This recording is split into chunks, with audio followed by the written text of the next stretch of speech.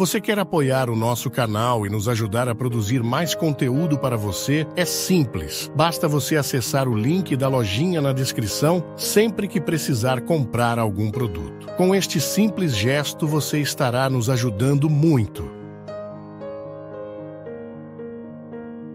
Você que já passou pela vida, que já viu muito mais do que eu, o que eu posso fazer para ser feliz?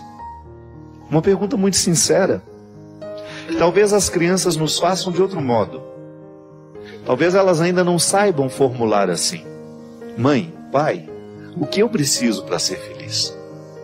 Talvez ainda hoje, depois de crescidos, nós ainda não tenhamos coragem de perguntar com essa clareza toda. Perguntamos de outros modos, né? Às vezes perguntamos errando. Às vezes nós perguntamos como é que nós fazemos para ser felizes através dos nossos erros. É interessante a gente identificar que em muitas quedas, que em muitos vacilos humanos, ali está uma tentativa de ser feliz. Não é verdade? Você já experimentou isso? Você sabe muito bem do que estou falando. Já vivenciou a dor de não ter sido feliz naquele momento que você procurava ser. É assim mesmo. A vida é feita de fragilidades, nós somos feitos de fragilidades. Nem sempre nós escolhemos o jeito certo. O importante é a gente fazer a pergunta da criança continuar viva dentro de nós. Aliás, eu acho que é um grande desafio a gente manter viva a criança que pergunta dentro de nós. É interessante que quando uma criança está vivendo o processo de descoberta do mundo, ela experimenta a dimensão filosófica da vida, né? Você já viu que crianças gostam de perguntar, né? A fase dos porquês, né? Por que isso? Por que aquilo? E feliz da criança que convive com pessoas dispostas a responder essas perguntas. Às vezes a gente vai: cala a boca, menino, tá sossego. É a fase filosófica que nós podemos matar numa criança quando nós não estamos dispostos a acolher os seus questionamentos. Ainda hoje, conversando com um casal de amigos, eles falavam da diferença da filha mais velha para a filha mais nova. Dizem que no aniversário de 2 aninhos, a menina não quis vestir o vestido que a mãe havia preparado, porque ela sempre teve uma vontade muito forte. Ela desde menininha, titinha, ela já demonstrava que ela manifestava o que ela queria. Eu não gosto desse vestido, pronto, e acabou. E aos 2 anos, você já imaginou isso? E aí disse que vestiu o vestido que ela não queria e não olhou para a cara da mãe durante toda a festa. Imagina uma criança com 2 anos. E aí eu estava dizendo para essa minha amiga que é mãe da criança, né? Falei: você pode ter um grande ser humano dentro de casa, né? Porque ela tem um temperamento forte. Essa menina sabe o que quer.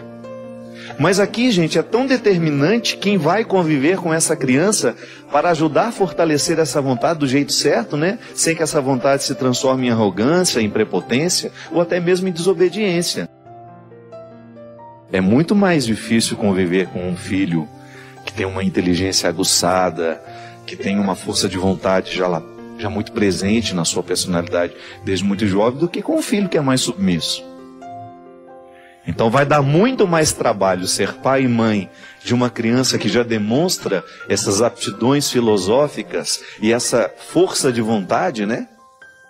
Desde muito jovem. Porque a gente pode matar todo esse empreendedorismo que às vezes essa criança que já tem dentro de si, que demonstra assim: eu não quero esse corte de cabelo, pai. Eu não quero esse corte de cabelo, mãe. Me respeitem. É difícil, né? É difícil para quem é pai, é difícil para quem é mãe. Porque a gente ainda carrega aquelas coisas que a gente aprendeu, de repente, com os nossos pais, com os nossos avós. Que o filho é um desdobramento seu, é uma extensão do seu corpo, que você tem o direito de controlar como você quer. Não. O amor é essa capacidade que a gente tem de conviver com a diferença, de equalizá-la de um jeito harmonioso, para que não seja desrespeito aos pais, né? Mas ao mesmo tempo você alimentar essa criança que já tem uma força de demonstrar o que quer, o que pensa, é saudável. Por isso que nós precisamos manter viva dentro de nós essa criança filosófica que questiona, que passa no pente fino do seu crivo tudo aquilo que vê, tudo aquilo que examina. Por que eu estou dizendo isso, minha gente? Porque nós estamos vivendo uma semana no Brasil atípica. Nós estamos vendo, a partir de uma insatisfação de uma cidade como São Paulo, insatisfeita com o reajuste de 20 centavos de uma passagem de ônibus, isso ganhar as proporções que está ganhando. Um movimento sério, claro, sempre tem o joio no meio do trigo, né? Aqueles vândalos que querem destruir, mas nós não podemos jogar um movimento no lixo. Nós precisamos identificar que ali o que prevalece é o desejo de manifestar que a criança está viva dentro de nós, que nós queremos questionar, que nós estamos cansados de viver dentro de um país onde a corrupção prevalece, onde nós somos sobrecarregados diariamente com taxas de impostos que nunca nos retornam. Porque não seria nenhum problema nós pagarmos os impostos que nós pagamos no Brasil, desde que nós tivéssemos o retorno deste imposto. Não. Pagamos, e o que recebemos daquilo que pagamos? Não temos estradas. Se queremos estradas boas, temos que pagar o pedágio. Se queremos saúde, temos que pagar um bom plano.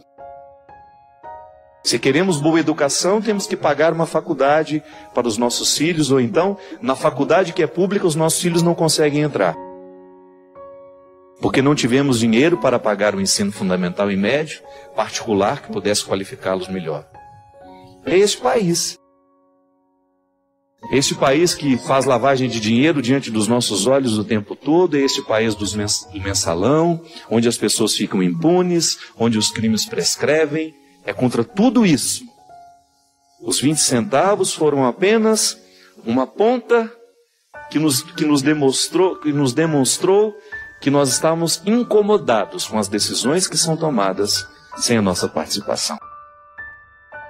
E que bonito ver a criança filosófica que questiona, que quer um país melhor, que quer ser feliz, ganhando corpo, num país que tantas vezes fica adormecido e entretido com seus carnavais, com seus jogos de futebol, com suas culturas de massa, e muitas vezes sem gerar uma consciência política responsável que nos faça querer essa felicidade, não só nossa como do outro, porque isso foi bonito. Boa parte daqueles manifestantes estão falando em nome daqueles que andam de ônibus, nem tomam ônibus. Boa parte daqueles manifestantes está assumindo solidariamente o sofrimento daqueles que estão sofrendo com o aumento da passagem. Não ando de ônibus, mas vou lá manifestar o meu apoio àqueles que estão sendo mais uma vez sobrecarregados com aumentos. A criança filosófica que nos faz pensar e querer desejar um país cada vez melhor. É a nossa vez, minha gente, de demonstrar aos governos. E não estamos falando de uma dimensão partidária, não. A mim não importa se o governo hoje é o PT, se é o PSDB, se é o PSB, se é o PMDB. O que nós queremos é um governo que cuide do povo. O que nós queremos é que o nosso dinheiro seja retornado em benefício do próprio povo. O que nós queremos é um país mais justo. E ali, naquele momento em que nós permitimos que a criança filosófica ganhe as ruas porque resolveu questionar, a gente possa descobrir uma pátria que saiba acolher a nossa manifestação. Porque nós queremos um mundo melhor. E isso é evangélico. A proposta de Jesus é um caminho natural para a felicidade. Não é autoajuda não, viu? Porque a proposta de Jesus não é mágica. É mudança de mentalidade, como dizia muito bem São Paulo. E Padre Zezinho nessa música, de maneira fantástica, nos coloca na perspectiva do cristianismo como um assumir a postura de Jesus. Pensar como Jesus pensou, amar como Ele amou, viver como Ele viveu, sentir como Ele sentiu, ter a totalidade do nosso ser perpassada pelos sentimentos, pelos pensamentos, pela postura e pela vida de Jesus. Você já imaginou se todos os nossos governantes fossem verdadeiramente cristãos? Que não usassem a máscara do cristianismo apenas para a sua eleição? Você já imaginou se os nossos governos, ao invés de buscar medidas populistas, que só façam a manutenção de um poder eterno, estivesse realmente preocupada com a formação do ser humano, com a capacitação, com a vida, com a consciência deste povo? Não é verdade? Isso é religião. Essa é a dimensão responsável política que todo discurso religioso precisa perpassar. É a mudança de mentalidade. Eu não posso admitir que o meu cristianismo seja de fachada. Eu não tenho o direito de ir para as ruas protestar contra a impunidade, contra a corrupção, se eu promovo toda essa corrupção e essa impunidade em medidas menores na minha vida. É aqui que o cristianismo nos toca. É aqui que a criança filosófica precisa agir. Todos os dias à noite, essa criança filosófica precisa tomar conta de nós. Ela precisa prevalecer contra todas as hipocrisias que ao longo do dia, porventura, tomaram conta da nossa vida. E então nos perguntar a respeito deste cristianismo. Se o cristianismo que nós praticamos é um cristianismo cristão. Porque às vezes o cristianismo, esse nome, ele está distante da proposta de Jesus. Ele é fachada, ele é brilho só, fogo de artifício, que não dura muito tempo. E aí a verdadeira manifestação é aquela que ocorre todos os dias, quando você volta a se comprometer com o Evangelho. Você olha para a vida que você viveu, você honestamente identifica onde foi que você se desvirtuou, onde foi que você não pensou como Jesus, onde foi que você não agiu como Jesus, onde foi que você não amou como Jesus amou, e aí você reassume o compromisso com Ele. Isso é cristianismo fértil. É aquele que nos coloca todos os dias numa perspectiva de análise e de postura de atitude, de mudança de atitude. Hoje eu não vou dormir sem permitir que a minha criança filosófica, cristã, porque eu sou batizado, me interrogue a respeito de mim mesmo, a respeito das minhas escolhas, a respeito do que resolvi fazer, a respeito de tudo aquilo que eu permiti que fosse a minha vida hoje. Porque eu quero ser feliz. Não é verdade? Você também quer ser feliz. E às vezes a gente não é feliz, é porque a gente mata a criança que reflete em nós, que pergunta. Por que eu estou dando o exemplo da criança? Por causa da música. E por causa da indiscrição que toda criança tem. A criança é indiscreta, não é? Ela pergunta aquilo que muitas vezes o nosso juízo não permite perguntar. Ela é sincera. Por isso que Jesus falava que só pode entrar no reino dos céus quem for como as crianças. Ele não está falando da infantilidade.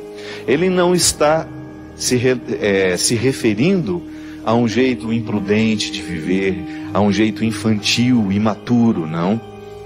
Ele está falando da pureza do coração. Ele está falando justamente da falta de cercas, da coragem de perguntar e de interrogar, da coragem de ser verdadeiro. Porque nenhum cristianismo pode ser frutuoso se ele não passar pelo crivo da nossa verdade. Está sendo verdadeiro o que eu estou vivendo? Será que hoje eu estou mais parecido com Jesus? Ou isso está apenas um discurso que não me toca? Será que hoje a minha manifestação, porque o cristão, ele vive em constante manifestação. Ainda que eu não saia nas praças para protestar, o nosso jeito de viver tem que ser tão coerente, que ele incomoda. Incomoda no bom sentido, de provocar no outro um questionamento. Meu Deus, como ele é honesto. Meu Deus, como ele é verdadeiro. Como ele não se curva ao poder. Como ele não se curva àquilo que realmente não está de acordo com as suas convicções. Ele não se curva a nada que não está de acordo com os ensinamentos de Jesus. Ele faz tudo com muita misericórdia, com muita harmonia, mas ele não se curva. É o que nós precisamos, minha gente. É urgente no Brasil de hoje, neste Brasil que protesta, neste Brasil que acorda, uma postura cristã que seja constantemente manifestação pública de que nós queremos um mundo diferente. a começar pelo Brasil, a começar pelo nosso estado, pela nossa cidade, pela nossa casa. Está vendo como as grandes instâncias vão sendo particularizadas até chegar em nós, na minha casa e depois da minha casa, aqui no meu coração. Você pode se recordar, você já deve ter escutado tantas vezes a história da ovelha perdida, quando Jesus compara o amor que aquele pastor tem pela ovelha. Ele vai buscar a ovelha que está perdida, ele não deixa que ela continue esquecida, ele guarda de maneira responsável, né? Ele precisa deixar as 99 que estão ali. Aparentemente pode parecer uma irresponsabilidade, né? Mas é claro que ele deixou cuidadas aquelas que estavam ali. Elas já estavam no lugar certo, e ele saiu em busca daquela que estava no lugar errado. Nesta parábola, nós podemos descobrir a beleza de um Deus que sai para buscar o que está perdido. É natural do amor ir buscar o que está perdido. E Jesus nos ensina que Deus age assim. O pastor cuida das ovelhas que estão ali, e ao perceber que está faltando uma, ele guarda as 99 e vai buscar a que está perdida. Também dentro das parábolas da misericórdia nós encontramos a história do filho pródigo, daquele rapaz que resolveu pedir a parte da herança e ir embora, e depois de viver um tempo longe do pai, de ter gastado toda a herança, ele descobre naquele momento de ausência, de sofrimento, que a gente sabe que o sofrimento nos revela muitas coisas importantes, naquele momento de dor e de sofrimento, de solidão, ele descobriu que o lugar dele não era aquele. Ele ficou indignado com o que estava vivendo. Ele ficou assustado com aquilo que ele havia escolhido. E o que ele faz? Ele se encoraja para ir buscar a reconciliação com o pai e pedir perdão. Na verdade, naquele momento que o rapaz descobre que ele está no lugar errado, que ele deveria estar na casa do pai dele, o coração dele se ilumina de uma maneira muito bonita, para fazê-lo perceber que quando nós estamos vivendo uma situação de erros, é interessante a gente saber dar o passo para buscar a reconciliação. E o coração daquele rapaz o iluminou para que ele se encorajasse para ir buscar o perdão do pai. Tanto é que ele sai, olha, eu vou viver como um empregado na casa do meu pai, porque eu já não tenho mais direito à herança. Eu já gastei tudo que tinha. A minha parte, o meu pai já me deu e eu já gastei. Então ele não volta para querer ser filho de novo. Ele volta para querer ser empregado, porque ser empregado do pai dele era melhor que viver naquelas condições em que ele estava vivendo. Foi a conclusão a que ele chegou. O meu pai trata melhor os empregados dele do que eu estou sendo tratado aqui. Ele, na verdade, quando saiu de casa, ele queria festas, queria alegrias, queria se realizar. Ele achava muito pacata a vida que ele vivia na casa dele, né? E depois de ter feito todas essas experiências, ele chegou à conclusão de que estava errado. E isso é interessante na vida. Chegar à conclusão de que se está errado e não ficar lamentando.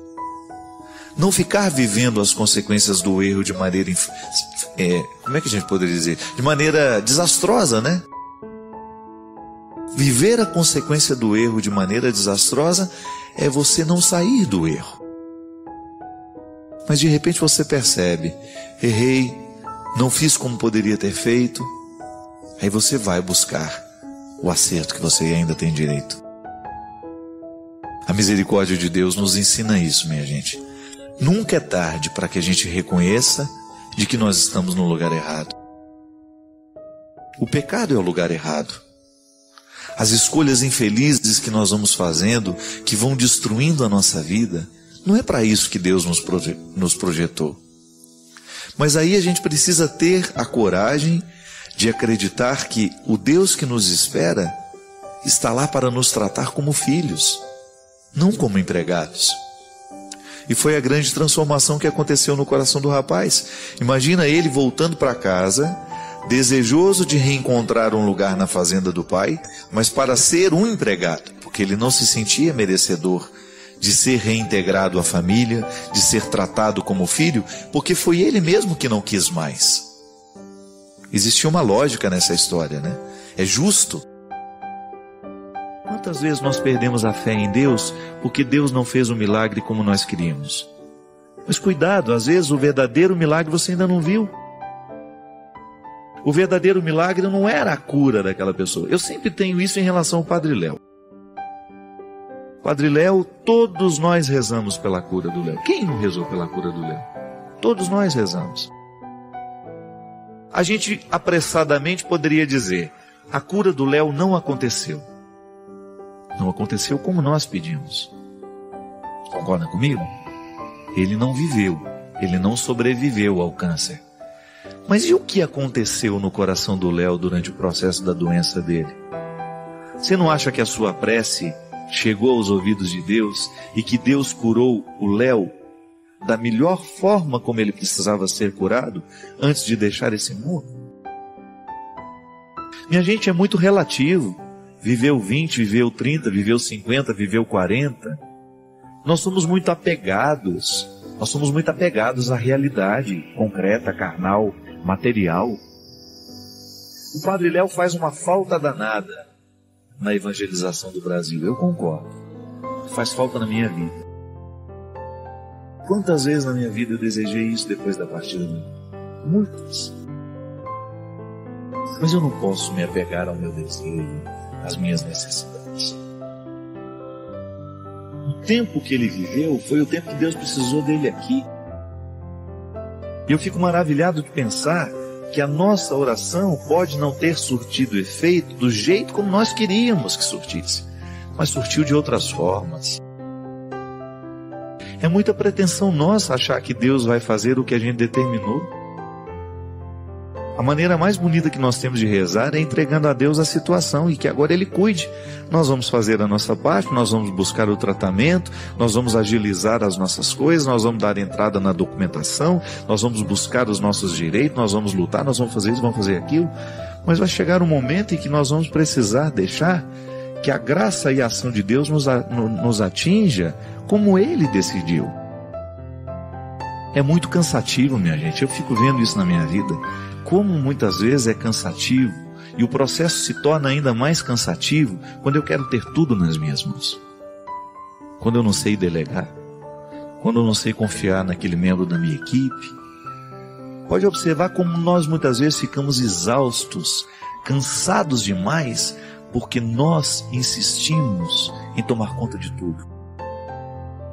Nós não sabemos delegar, não sabemos atribuir responsabilidade. Agora você já imaginou? Se até na nossa oração nós temos dificuldade de entregar a Deus, coloca nas mãos dele. Você não sabe no que vai dar, é fé. Porque se você soubesse no que daria, aonde você chegaria, o que seria, você não precisaria ter fé.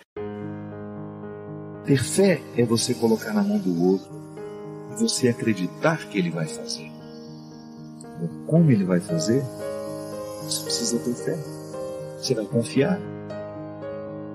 Muitas vezes as nossas insatisfações são geradas ali. Quando nós entregamos a Deus o pedido, mas já damos a Ele um manual de instruções de como nós queremos que aquele pedido seja atendido. Deus não é uma bula de remédio que pode ser lida e pode ser facilmente compreendida. Deus é mistério. A revelação de Deus na história são indícios do que Ele é, para que a gente possa chegar a essa verdade. Mas Deus é preservado no seu mistério. A sua ação no mundo é sempre misteriosa.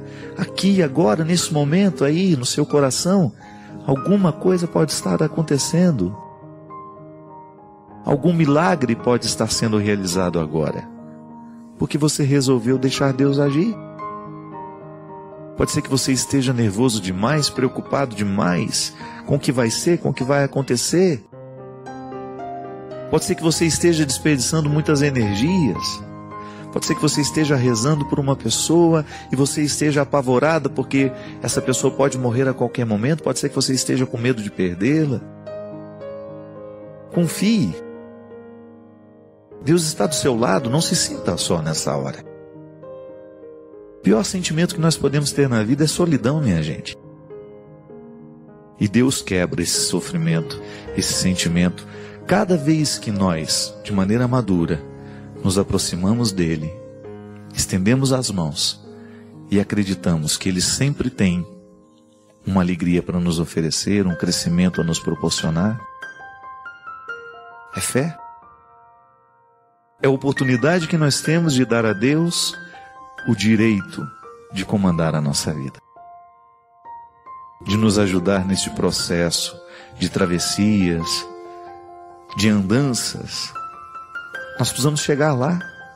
Deus quer a nossa maturidade, Deus quer o nosso crescimento. Mas para a gente chegar lá, nós precisamos segurar na mão dele, nós precisamos confiar que o lugar para onde ele vai nos levar é melhor do que o lugar onde a gente está hoje. Não tenha medo disso. Coloque-se nas mãos de Deus, coloque as realidades que você acha que estão pesadas demais sobre você, confie. É sempre bom a gente saber que alguém muito mais competente do que nós está cuidando daquilo que nós não sabemos cuidar sozinhos. Isto é Deus. Muito mais competente do que nós. Porque só Ele sabe o que verdadeiramente pode fazer feliz o nosso coração.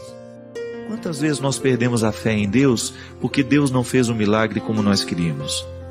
Mas cuidado, às vezes o verdadeiro milagre você ainda não viu. O verdadeiro milagre não era a cura daquela pessoa. Eu sempre tenho isso em relação ao Padre Léo. Padre Léo, todos nós rezamos pela cura do Léo. Quem não rezou pela cura do Léo? Todos nós rezamos. A gente apressadamente poderia dizer, a cura do Léo não aconteceu. Não aconteceu como nós pedimos. Concorda comigo? Ele não viveu, ele não sobreviveu ao câncer. Mas e o que aconteceu no coração do Léo durante o processo da doença dele? Você não acha que a sua prece chegou aos ouvidos de Deus e que Deus curou o Léo da melhor forma como ele precisava ser curado antes de deixar esse mundo? Minha gente, é muito relativo. Viveu 20, viveu 30, viveu 50, viveu 40. Nós somos muito apegados. Nós somos muito apegados à realidade concreta, carnal, material. O Padre Léo faz uma falta danada na evangelização do Brasil. Eu concordo. Faz falta na minha vida. Quantas vezes na minha vida eu desejei isso depois da partida dele? Muitas. Mas eu não posso me apegar ao meu desejo, às minhas necessidades. O tempo que ele viveu foi o tempo que Deus precisou dele aqui. E eu fico maravilhado de pensar que a nossa oração pode não ter surtido efeito do jeito como nós queríamos que surtisse, mas surtiu de outras formas. É muita pretensão nossa achar que Deus vai fazer o que a gente determinou. A maneira mais bonita que nós temos de rezar é entregando a Deus a situação e que agora Ele cuide. Nós vamos fazer a nossa parte, nós vamos buscar o tratamento, nós vamos agilizar as nossas coisas, nós vamos dar entrada na documentação, nós vamos buscar os nossos direitos, nós vamos lutar, nós vamos fazer isso, vamos fazer aquilo. Mas vai chegar um momento em que nós vamos precisar deixar que a graça e a ação de Deus nos atinja como Ele decidiu. É muito cansativo, minha gente. Eu fico vendo isso na minha vida. Como muitas vezes é cansativo. E o processo se torna ainda mais cansativo quando eu quero ter tudo nas minhas mãos. Quando eu não sei delegar. Quando eu não sei confiar naquele membro da minha equipe. Pode observar como nós muitas vezes ficamos exaustos, cansados demais, porque nós insistimos em tomar conta de tudo. Nós não sabemos delegar. Não sabemos atribuir responsabilidade. Agora você já imaginou se até na nossa oração nós temos dificuldade de entregar a Deus? Coloca nas mãos dele. Você não sabe no que vai dar. É fé. Porque se você soubesse no que daria, aonde você chegaria, o que seria, você não precisaria ter fé. Ter fé é você colocar na mão do outro e você acreditar que ele vai fazer. Como ele vai fazer? Você precisa ter fé. Você vai confiar. Muitas vezes as nossas insatisfações são geradas ali. Quando nós entregamos a Deus o pedido, mas já damos a Ele o manual de instruções de como nós queremos que aquele pedido seja atendido. Deus não é uma bula de remédio que pode ser lida e pode ser facilmente compreendida. Deus é mistério. A revelação de Deus na história são indícios do que Ele é, para que a gente possa chegar a essa verdade. Mas Deus é preservado no seu mistério. A sua ação no mundo é sempre misteriosa. Aqui, agora, nesse momento, aí, no seu coração, alguma coisa pode estar acontecendo. Algum milagre pode estar sendo realizado agora. Porque você resolveu deixar Deus agir. Pode ser que você esteja nervoso demais, preocupado demais com o que vai ser, com o que vai acontecer. Pode ser que você esteja desperdiçando muitas energias. Pode ser que você esteja rezando por uma pessoa e você esteja apavorada porque essa pessoa pode morrer a qualquer momento. Pode ser que você esteja com medo de perdê-la. Confie. Deus está do seu lado, não se sinta só nessa hora. O pior sentimento que nós podemos ter na vida é solidão, minha gente. E Deus quebra esse sofrimento, esse sentimento, cada vez que nós, de maneira madura, nos aproximamos dele, estendemos as mãos e acreditamos que ele sempre tem uma alegria para nos oferecer, um crescimento a nos proporcionar. É fé. É a oportunidade que nós temos de dar a Deus o direito de comandar a nossa vida, de nos ajudar neste processo de travessias, de andanças. Nós precisamos chegar lá. Deus quer a nossa maturidade, Deus quer o nosso crescimento. Mas para a gente chegar lá, nós precisamos segurar na mão dele, nós precisamos confiar que o lugar para onde ele vai nos levar é melhor do que o lugar onde a gente está hoje. Não tenha medo disso. Coloque-se nas mãos de Deus, coloque as realidades que você acha que estão pesadas demais sobre você, confie. É sempre bom a gente saber que alguém muito mais competente do que nós está cuidando daquilo que nós não sabemos cuidar sozinhos. Isto é Deus. Muito mais competente do que nós. Porque só Ele sabe o que verdadeiramente pode fazer feliz o nosso coração. O processo é isso. É tudo aquilo que está alinhavado, que tem coerência, que tem argumentos, e que depois, quando você olha para ele, é um todo. Não é apenas um detalhe, não, é um todo. O processo, ele vai observar todas as fases daquilo que está sendo analisado. E na nossa vida, minha gente, se nós não tivermos a sabedoria necessária, nós vamos viver a vida sempre esquecendo de que ela é processual, querendo apenas o resultado das coisas. E não é assim. Se eu não me alegrar no processo, a felicidade não será possível para mim.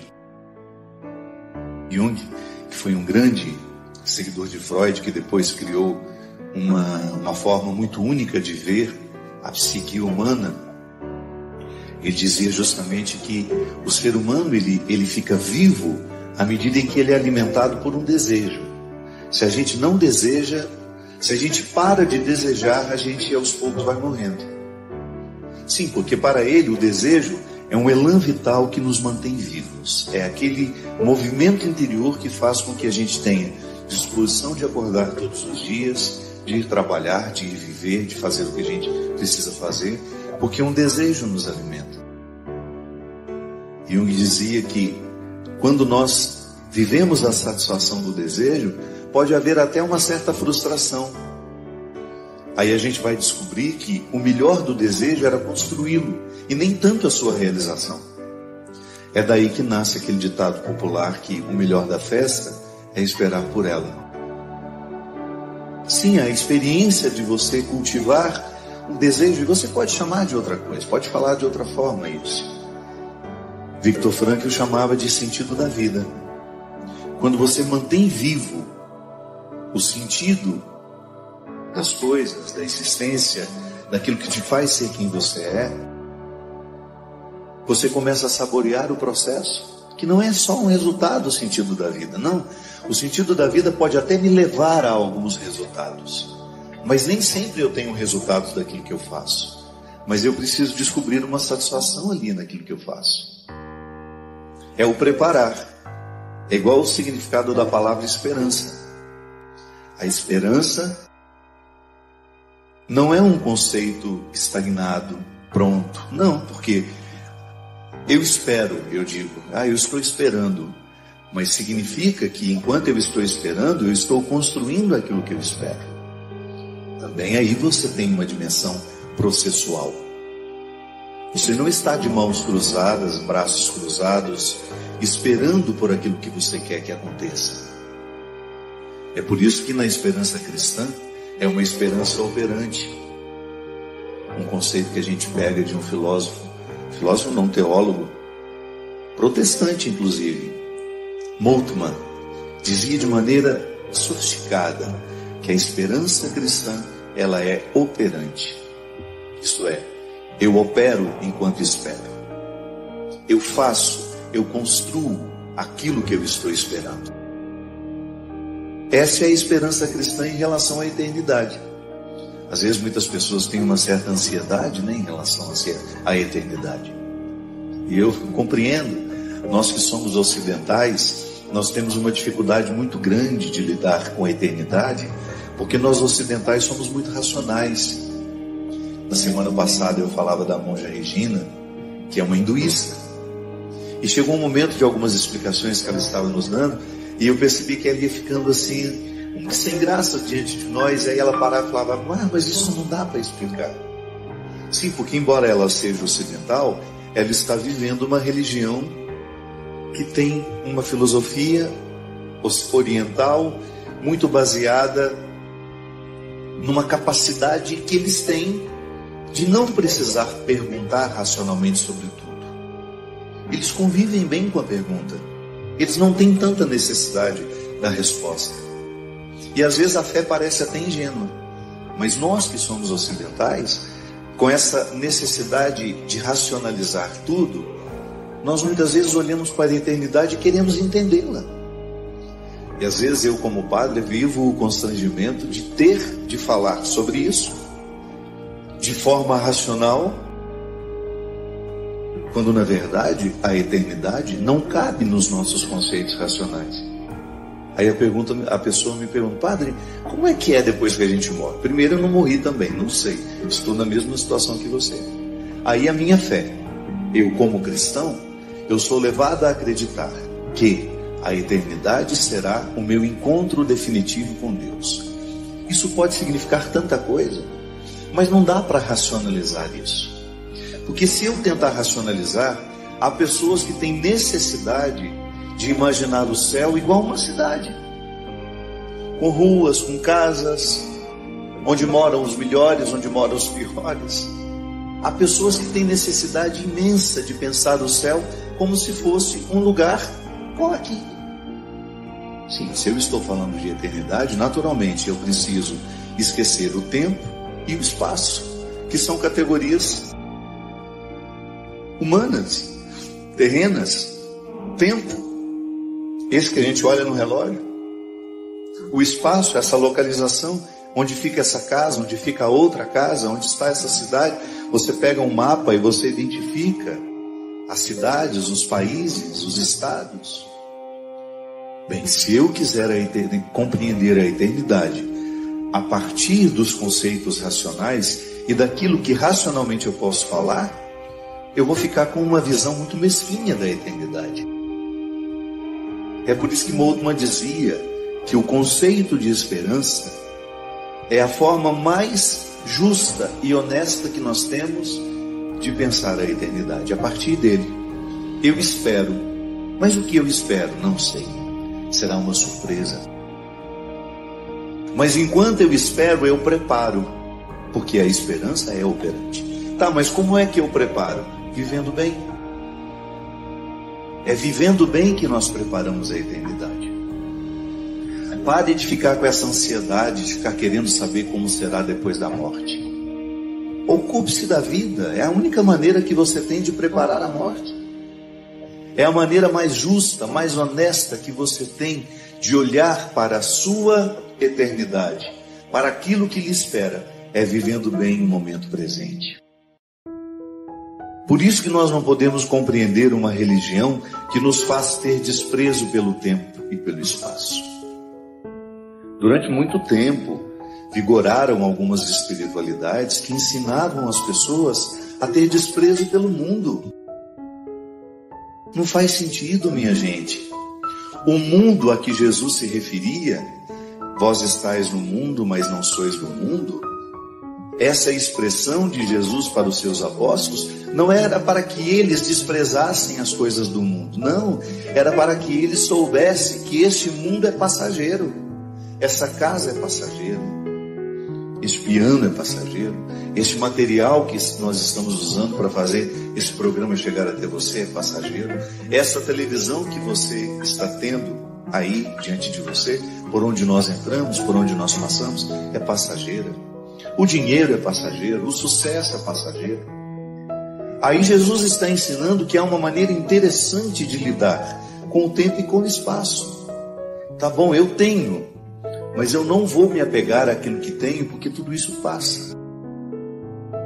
É igual o apego às pessoas. Eu sei que é muito difícil a gente perder alguém, mas o nosso excesso de sofrimento na perda está justamente em não aprendizado.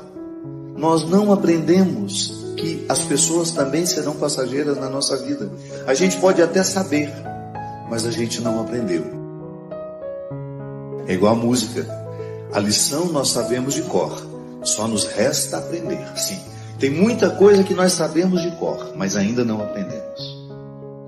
Pode ser que se a gente tivesse sido educados desde pequenos a compreender a morte como um processo natural na nossa vida, nós teríamos menos dificuldade no momento em que ela acontecesse ao nosso lado.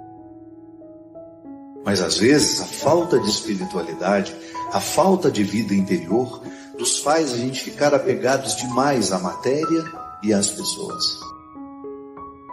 Pois é, são as nossas dificuldades porque somos ocidentais. Somos apegados demais ao tempo, ao espaço, e queremos compreender a eternidade a partir do limite que nós temos. Eu, como professor de escatologia, eu tinha que falar tudo aquilo que a igreja diz sobre céu, inferno, purgatório. Mas eu tinha um desafio a mais, que não era apenas deixar os meus alunos reproduzirem o que a igreja ensina sobre isso. Porque às vezes a catequese, ela pode ser mais uma vez um reforço desse excesso de materialidade. Então, a pregação, ela chega até mim falando do céu, falando da eternidade, e ela pode me sugerir novamente um reforço de que é material. O céu é material, o céu é localizado, o céu está no tempo e no espaço. Então o meu desafio como professor era que nós soubéssemos falar a linguagem sem ficarmos presos a ela.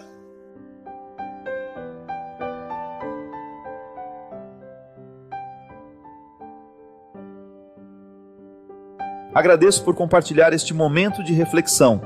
Deixe seu comentário abaixo e compartilhe suas próprias experiências. Não se esqueça de se inscrever para mais inspiração e convidar outros a fazerem o mesmo.